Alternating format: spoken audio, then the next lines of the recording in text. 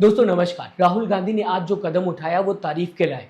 विनय नरवाल जिनके परिवार को सबसे ज्यादा सपोर्ट की जरूरत है, राहुल गांधी आज उसका सपोर्ट करते हुए दिखाई दिए। दिल्ली से हरियाणा जा सबसे पहले सुबह खबर सामने आई, जहां पर बताने की कोशिश की गई कि राहुल गांधी का काफिला हरियाणा के लिए निकल चुका है। इसके बाद दूसरी अपडेट सामने आई इसी खबर को लेकर। राहुल गांधी जहां पर परिवार के मेंबर से मिलते हुए दिखाई दे रहे हैं विनय नरवाल, साथ ही साथ उनको सपोर्ट करते हुए दिखाई दे रहे हैं। राहुल गांधी की दोस्तों अगर बात की जाएगी तो ये पहली बार देखने को नहीं मिली। इससे पहले भी पहलगाम हमले के बाद राहुल गांधी श्रीनगर घायलों से मिलते हुए नजर आए। इसके बाद दिल्ली आकर राहुल गांधी जो कांग्रेस कैंडल मार्च कर रही थी उसमें शामिल होते हुए दिखाई दिए पहलगाम हमले को लेकर। इसके बाद यूपी के कानपुर में जाकर शुभम द्विवेदी के परिवार से मिलते हुए राहुल गांधी नजर आए, उनका सपोर्ट करते हुए नजर आए। और अब सीधा राहुल गांधी करनाल जाकर विनय नरवाल के परिवार से मिलते हुए नजर आए, उनका सपोर्ट करते हुए दिखाई दिए। ये उन लोगों के मुंह पर तमाचा है जिन्होंने हिमांशी नरवाल और उनके परिवार को ट्रोल करने की कोशिश की, टारगेट करने की कोशिश की। इसके बाद दोस्तों मैं आपको ये भी बताना चाहूँगा, राहुल गांधी का ट्वीट सामने आया है, रिएक्शन सामने आया है, जहाँ पर राहुल गांधी ने साफ बताया कि किस तरीके से आज इस परिवार को सपोर्ट की ज़रूरत है, जो कि राहुल गांधी करते हुए दिखाई दिए। दुख बांटते हुए राहुल गांधी इस परिवार के साथ दिखाई दिए। साथ ही साथ राहुल गांधी ने यह भी बताया कि विपक्ष सरकार के साथ खड़ा हुआ है, सरकार सख्त से सख्त एक्शन ले उन लोगों के खिलाफ जिन्होंने ये आतंकी हमला किया। आज पूरा देश इंतजार कर रहा है इंसाफ का, राहुल गांधी ने अपने ट्वीट में बताने की कोशिश की। इससे पहले कि मैं हिमांशी नरवाल के बारे में आपको कुछ बताऊं, कुछ कहूं, मैं आपके सामने ये राहुल गांधी का ट्वीट रखना चाहूंगा, जहां पर राहुल गांधी के शब्द आपके स्क्रीन के सामने। पहलगाम हमले में शहीद हुए लेफ्टिनेंट विनय नरवाल जी के शोकाकुल परिवार से मुलाकात कर उनका दुख बांटा, उन्हें सांत्वना दी।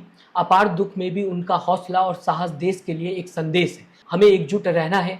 पूरा देश शहीदों के परिवारों के साथ खड़ा है। सरकार को विपक्ष का पूरा समर्थन है। गुनाहगारों को ऐसी सजा मिले कि कोई हिंदुस्तान की ओर आंख उठाने की जरूरत ना करे। पीड़ित परिवारों के साथ पूरा देश आज इंसाफ का इंतजार कर रहा है।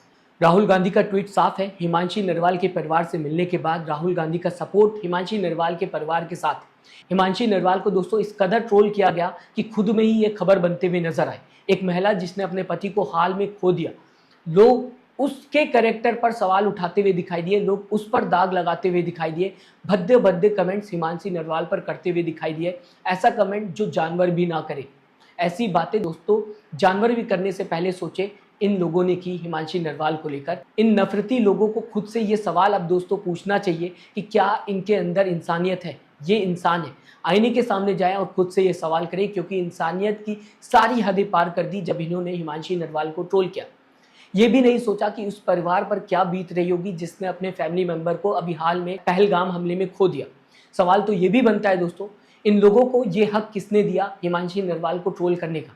क्या ये लोग हिमांशी से ज्यादा क्लोज थे विनय नरवाल के? क्या ये लोग विनय नरवाल के लिए जस्टिस की मांग कर रहे थे, या फिर पहलगाम के बहाने ये लोग रिलीजियस नफरत देश में फैलाना चाहते थे? क्योंकि इनमें से किसी ने भी, अगर आप इनके पोस्ट में जाके देखेंगे तो विनय नरवाल की जस्टिस की बात किसी ने भी नहीं की। आप जाकर देख सकते हैं, सिर्फ रिलीजियस बात करते हुए दिखाई दे रहे हैं, हिंदू मुसलमान करते हुए दिखाई दे रहे हैं। जस्टिस की बात जितने लोगों ने भी हिमांशी नरवाल को ट्रोल किया है, विनय नरवाल को लेकर नहीं की। मतलब इन सबको विनय नरवाल से कुछ लेना देना नहीं था। हाँ, इस बहाने ये मुस्लिम और कश्मीरियों को टारगेट करना चाहते थे, नफरत फैलाना चाहते थे, जो काम ये सालों से करते हुए दिखाई दे रहे हैं। जब विनय नरवाल की वाइफ ने कह दिया कि लोग मुस्लिम्स और कश्मीरियों के खिलाफ ना जाए, तो उल्टा विनय नरवाल के परिवार को ही ये लोग टारगेट करते हुए दोस्तों दिखाई दिए। उनकी वाइफ को ही जानवरों की तरीके से नोचते हुए ये लोग दिखाई दिए। दिख रहा है दोस्तों कि ना ही कोई हमदर्दी इन्हें विनय नरवाल से और ना ही उनके परिवार से। इंसानियत के नाम पर ऐसे लोग धब्बा है जिन्होंने हिमांशी नरवाल को ट्रोल करने की कोशिश की, टारगेट करने की कोशिश की। दोस्तों इस मामले पर ABP news anchor Sandeep Chaudhary का भी वीडियो सोशल मीडिया पर काफ़ी ज़्यादा तैरता हुआ दिखाई दिया, जहां पर न्यूज़ एंकर ने इन जानवरों को इनकी ही भाषा में जवाब दिया है। यहाँ पर बताने की कोशिश की है संदीप चौधरी ने कि जिन्होंने भी हिमांशी नरवाल को ट्रोल किया वो भेड़िए है, भेड़िए हिमांशी पर टूट पड़े।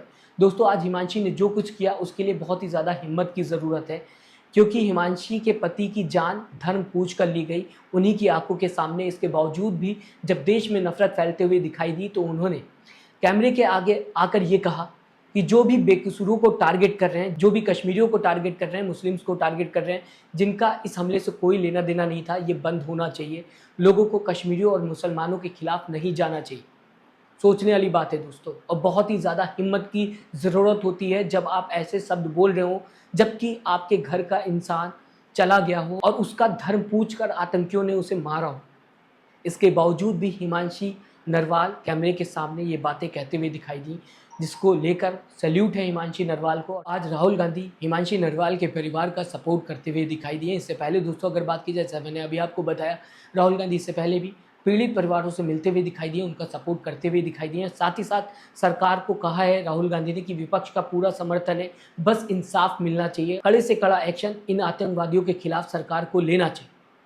आप किस तरीके से इस खबर को देखते हैं जहां पर राहुल गांधी इस परिवार से मिलते हुए दिखाई दिए? अपनी राय इस खबर को लेकर जरूर दीजिएगा। आप किस तरीके से इस खबर को देखते हैं? साथ ही साथ सब्सक्राइब और लाइक के बटन को दोस्तों दबाना मत भूलिएगा। अपना ख्याल रखिएगा। नमस्कार।